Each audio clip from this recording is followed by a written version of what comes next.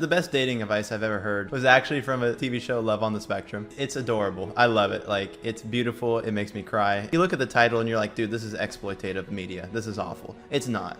It's so respectful. During one of the scenes, they had a dating advice expert helping one of these people who have autism how to go on a date and be successful. And the best advice he gave was, your goal on a first date is just to make a friend.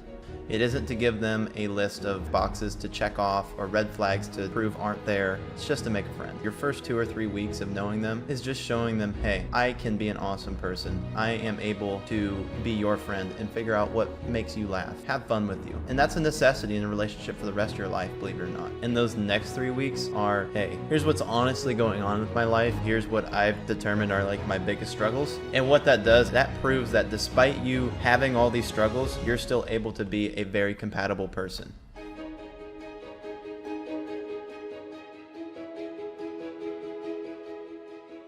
Do you think this is a good idea or not if as a person yourself created a list of things that you generally consider an eyes wide shut concept that we hide or delay talking about ourselves, and we create a list for ourselves? If we ever decided to get into a relationship again, it would be something of a conversation topic.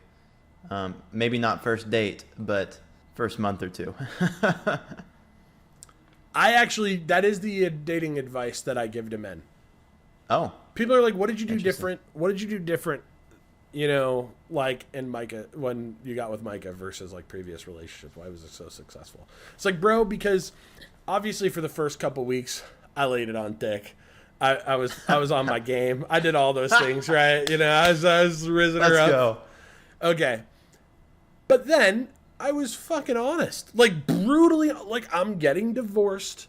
It's not done yet. I'm kind of an emotional mess. I had a terrible childhood and a bad relationship with my parents that really affects me in a lot of negative ways. I was open and honest about what are my challenges that I'm dealing with. Yeah. And I was open and honest about where I needed to go to grow in my life. But I also, what you can't do is you can't just put all that out there and have no plan or vision or drive or motivation to do anything about it. And that is what I see some guys do that just come across as, quite honestly, whiny babies. And girls are like, yeah, not interested, right? Not interested. Because the difference was, it was like, but here's what I'm really good at, and here's what I'm working on towards being successful. Like, and this is what I'm doing to get my life together. Yeah, if you make like the first weeks, the best dating advice I've ever heard was actually, I love this, was actually from have you heard of the TV show Love on the Spectrum? Yeah. Dude, it's adorable. I love it. Like, it's beautiful. It makes me cry. It's awesome. I haven't gotten around to watching it, but for obvious reasons, having an autistic daughter, I really want to watch it. It's you look at the title and you're like, dude, this is exploitative media. This is awful. It's not. It's so respectful. It's beautiful, really, and I love it. But during one of the scenes, they had a dating advice expert helping one of these people who have autism how to go on a date and be successful. And the best advice he gave was, your goal on a first date is just to make a friend. It isn't to give them a list of like check boxes to check off or red flags to prove aren't there. It's just to make a friend. And what you just described was perfect, because your first 2 or 3 weeks of knowing them is just showing them, hey, I can be an awesome person. I am able to be your friend and figure out what makes you laugh and have fun with you. And that's a necessity in a relationship for the rest of your life, believe it or not. So that's proving that's there. And then the next 3 weeks. Hold on, before you go further, I have the perfect highlight to like emphasize that. Just the other day, Micah has this kind of like food thing where she gets stressed out by like having to pick food, right? Okay. And like sometimes like where we're gonna go eat, or something like it just is a really sometimes stressful experience for her. And so we pull into this Asian restaurant. She walks in and says, I've never been here, but I'm just trying to figure out how to order a takeout order. Everyone stared at her and no one offered her a response. So she panicked and like walked out of the place and was like, I don't want anything. Let's just go home. Okay. Now, instead of going to the highway, I drove down the main road that had all the restaurants on it. And she was like, is there a reason why you're going the long way home? And I was like, well, I just know sometimes when you get stressed out by a restaurant, I was hoping maybe you'd see something you wanted instead. And she was like, I just love that you know me so well. And like, that's the point, right? Like that comes from years of developing that best friend relationship where it's like, I know you're still hungry. You're going to want something. You don't want to go home. Like, let's see if something else captures your interest. So super important. It's like, and like, that is the stuff you have to establish at the beginning. It should be the only thing you care about. That's adorable. That's what 8 years of knowing each other gets you, dude. That's so cool. So yeah, those first 3 weeks are just making a friend.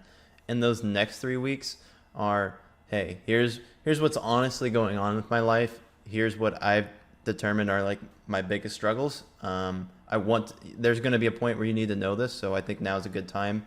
And what that does, I think, is that proves that despite you having all these struggles, you're still able to be a very compatible person because you were in the first 3 weeks. And I think that's, if someone saw that, like, that's really cool, you know? Well, and how many times most neurotypical people get that advice and would be like, I could never do that. Because they have this insecurity they haven't worked through. They're embarrassed by their challenges. They see them as flaws or something they wouldn't want to share with a prospective partner. But they're you. And like, think about what you want in a partner. You want somebody to give you honestly 100% of themselves. You don't want a fake version of them. You don't want a churched up highlight reel Facebook version. So don't give that to somebody else. Come on. Yeah. Maybe on like the first date. Yeah. But not for 8 months. Yep. You know? Exactly. And people will respect that way more. Yeah. First date is not the time to be like, so I got arrested when I was 19 and, yeah. That's I don't have a good relationship with my parents and, yeah. No, that's so true. And honestly, if I'll be completely honest, it's not something that I was perfect at when I was single. Like there were points where I was in a bad space and I was resentful. I was angry and upset. And if I'm ever single again, like I think I will benefit from that bad experience in order to make it the next one's good experiences. Super relatable. I mean, a lot of people are in that boat right now. And, you know, they're like, what am I doing wrong? And they are resentful about the situation. And it's like, stop trying so hard. Relax. Be yourself. Be confident in who you are. Own your mistakes. But more than just your mistakes, own your vision for your life. And, like, have a real vision for your life. Like, this who you want to be when you grow up is not a question that ends at 5. Because I'm 32 and I still don't have it figured out. So I know a direction I want to go and I'm working hard at that direction, but man, has that road taken a lot of curves.